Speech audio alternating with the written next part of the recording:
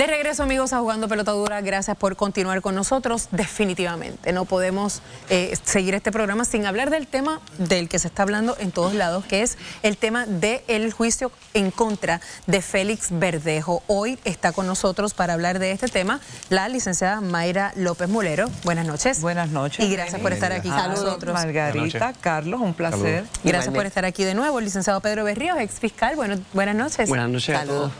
Gracias. Yo estudié con Berríos cuando queríamos todos ser comunicadores. Lo que pasa es que él después se me fue a ser abogado.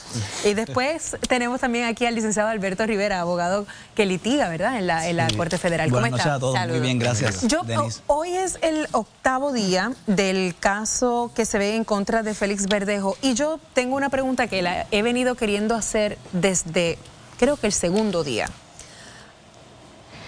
Y todavía no lo entiendo.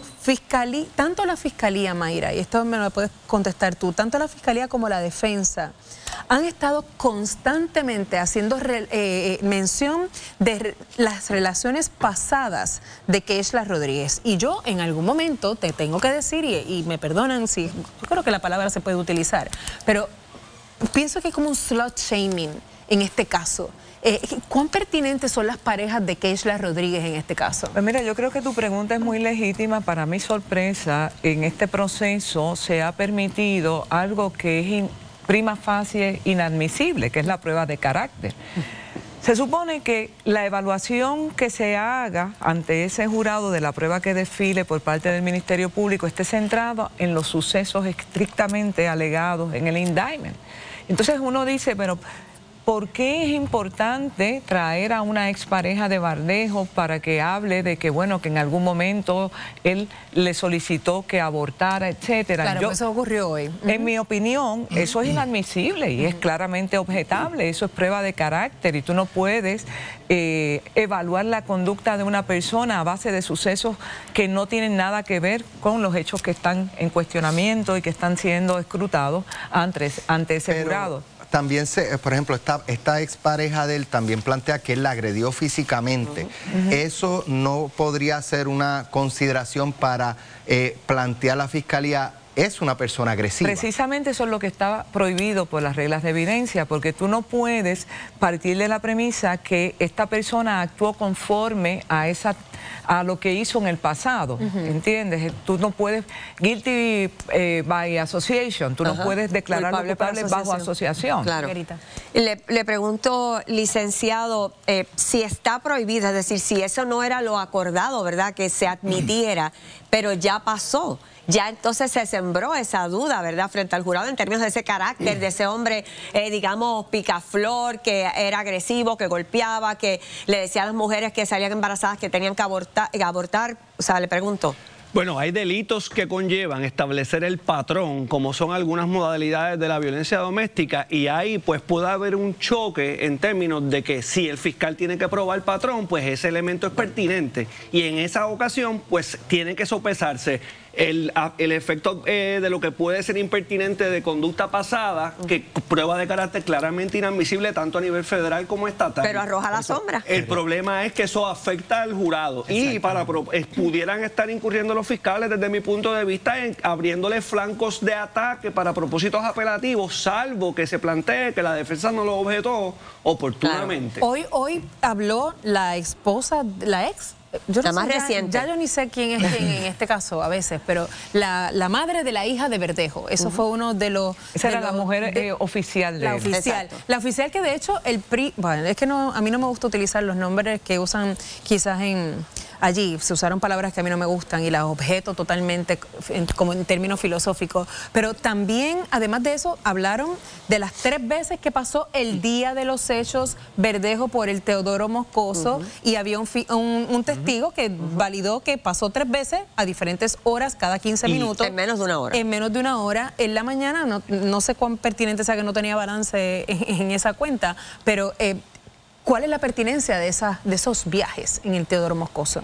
Eso es prueba circunstancial, Alberto. Sí, eso va más bien dirigido a demostrar ubicación, claro está, pero tenemos que hacer la aclaración de que los 20 testigos que han declarado hasta ahora no han señalado directamente a Félix Verdejo como el autor de estos hechos, sino que es evidencia circunstancial, y me parece a mí bien interesante que la Fiscalía haya utilizado esta regla o esta excepción de traer evidencia de carácter o evidencia conducta no imputada a las denuncias, porque a él no se le está imputando los delitos por haber hecho esto hace 10 años atrás. Es decir, que levanta una seria sospecha en cuán fuerte entiende la propia Fiscalía que tiene su caso, y número 2, como dijo el compañero Pedro, también le está dando unas alternativas para unos planteamientos apelativos sobre error, porque es bien atípico, y más cuando todavía no hay prueba directa. Entiendo que el orden se ha invertido grandemente aquí. Interesante y antes eso. de poder admitir la prueba no imputada, la prueba de carácter de esas relaciones, yo como juez debí primero exigir que me trajeran la evidencia directa antes de la circunstancial y además la de carácter. Por eso, y esa misma línea era la que iba. Entonces, Fiscalía está presentando un caso débil y entonces en ese sentido no está presentando una evidencia contundente que de alguna manera ya conecte de manera directa y utilice la circunstancial para corroborar esa prueba directa. Yo tengo que diferir un poquito de lo que ha dicho Alberto. Yo fui fiscal y quien determina cómo presenta su caso es el que tiene el peso de la prueba. En mi apreciación, le corresponde al Ministerio Público ir montando este rompecabezas. Evidentemente falta el testigo estrella, que es la persona que seguro que ejecutó a la dama y que indudablemente aceptó culpabilidad. Exacto. Y esto es la antesala para cuando llegue ese testimonio. Generalmente la tendencia es como los fiscales utilizan el orden cronológico de los sucesos, pero no necesariamente esa es una camisa de fuerza. Y en este caso, yo creo, con excepción de lo que ha dicho los compañeros, que estoy totalmente de acuerdo con ellos, aquí se está estableciendo, ¿verdad?, unos elementos coetáneos al suceso para ir montando la cadena de eventos que va a tener un momento culminante cuando se siente ese último testigo. Berrío, la pertinencia de quién era el papá de la criatura de Keishla. Ayer se dejó como esta gran interrogante sobre el embrión, la prueba del DNA. La doctora Rosa Rodríguez no dijo, porque no le correspondía a ella, cuál era ese resultado. Pero es importante de quién caramba era la criatura. Es importante. Yo entiendo que sí. ¿Sí? ¿Por qué? Bueno, porque es un tema de motivación. O sea, fíjate que la teoría del Ministerio Público parte del supuesto, o de alguna manera han insinuado, que uno de los móviles de este delito, aunque no tiene el Ministerio Público que demostrar el motivo, pero en este caso cobra fuerza, era que él sabía que ella estaba embarazada y le había exigido que no tuviera esa criatura. Y en ese contexto, pues eso abona al móvil que probablemente podría tener el señor, que es una inferencia que tendría que hacer el Estado, el jurado de la prueba que desfile por parte del Estado. Yo entiendo que si quien trajo esa puerta, que desconozco quién lo presentó primero, si fue la defensa, realmente hay que ver por qué lo trajo, porque sea por la motivación de que no quiero que lo tengas, que es mío y no quiero que lo tengas, o porque es de un tercero. Si es de un tercero, es todavía por más motivación compatible con lo que la Fiscalía quiere establecer, que es por celos y conducta machista. Yo entiendo que ellos están trayendo estos elementos para fortalecer su caso, ya que se anticipa que Cádiz, que es el coautor, ¿verdad?, alegado, se va a impugnar porque minimizó. Pero sea de quien sea, hay un asesinato. Pero sea de quien sea ese bebé. Pero fíjate, Margarita, como no sabemos todavía cuál es el vínculo directo que conecta a Verdejo con el asesinato, pues no cabe duda de que hay que ir montando la película. Y como parte de ese episodio, pues está ese elemento que podría muy bien explicar la razón por la cual Verdejo, aunque no fuera el asesino directo, podría haber sido el autor intelectual. Y todo esto está sujeto a una prueba, porque ese señor todavía lo acompaña una presunción de inocencia. Licenciado Rivera, una vez se presenta el testigo, Cádiz, y testifique que Verdejo la mató, ¿se subsana entonces eso que usted estaba planteando? Es una excelente observación. A mi juicio, el problema está en el momento. Estamos conscientes de que la Fiscalía es quien tiene, ¿verdad?, su preeminencia en cómo va a probar su caso y su y el orden que ellos entienden. Pero aquí es que si la motivación es una excepción a la prueba de carácter, que debemos hacer la aclaración que no es las parejas de Sheila en mi caso, o de la víctima, de Keishla, perdón, sino las parejas de Verdejo, es como yo lo estoy viendo, que es el énfasis de que él tenía el mismo método, la misma motivación y por eso no quería tener ningún hijo fuera de su pareja o de su matrimonio y por eso fue la motivación. Es decir, a mi juicio la fiscalía lo trajo fuera de tiempo, porque el tribunal y la defensa pudieron haber planteado y el mismo tribunal decir, no, todavía, hasta que no me traigas la prueba directa de Verdejo como coautor, yo no voy a permitir como excepción las motivaciones. Porque fíjese que si la defensa logra fundamentalmente impugnar al testigo estrella y derrotar la única evidencia directa, ¿con qué nos quedamos?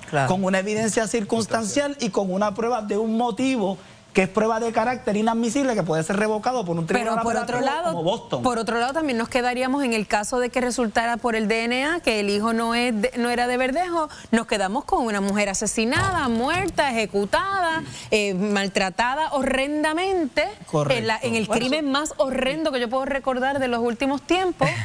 Porque no tenemos que el papá. Y a eso yo quería abonar al principio, que es que para mí la Fiscalía Federal cuenta o debe llevar sus casos como siempre, y no es lo normal que en este tipo, como un caso como este, la Fiscalía ha demostrado tener algún tipo de apasionamiento quizás emocional para poder desviarse de las reglas y traer unas excepciones de carácter. ¿Se expuso a nivel apelativo la Fiscalía a hacer esto? Bueno, es un elemento que se va a levantar claramente. Recuérdate que la norma general es que no es admisible prueba de carácter. Y hay unas excepciones, pero indudablemente yo quiero aclarar también, para beneficio de toda la audiencia, que la prueba circunstancial por sí misma es suficiente para poder llegar a unas conclusiones de si es culpable o no es culpable. Claro, eso tiene unas implicaciones y hay que verlo en la totalidad de las circunstancias. Yo insisto, y en ese sentido tengo que distanciarme un poquito del análisis que hace el compañero Rivera Ramos, porque vuelvo y recalco, o sea, yo no estoy allí, ¿verdad? Yo no conozco cuál es la mentalidad del Ministerio Público, pero indudablemente... Vamos a seguir. Mañana es el 9º día. Nosotros tenemos aquí el mejor panel para evaluar este tipo de casos y lo seguiremos invitando. Definitivamente hay una gran espera, una gran expectativa por ese testimonio de Luis Cádiz, el coautor de este caso en contra de Félix Verdejo. Vamos a seguir con más. Kimberly.